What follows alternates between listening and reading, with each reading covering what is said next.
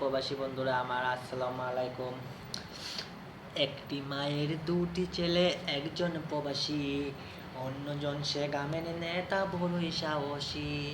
প্রতি মাসে প্রবাসী ছেলে পাঠাইত বেতন, সেই টাকায় নেতা বাবুর পকেট ছিল গরম।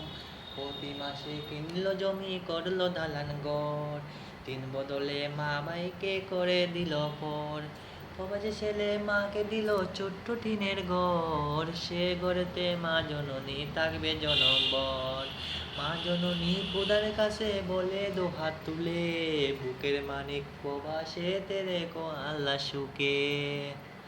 প্রবাসী বন্ধুরা আসসালামু আলাইকুম। আমার গানটা ভালো লাগলে লাইক করবে, গানটা সবার কাছে শেয়ার করবেন, পুরা বাংলাদেশ ইন্ডিয়া সবার কাছে শেয়ার করবে বন্ধুরা। আসসালামু আলাইকুম।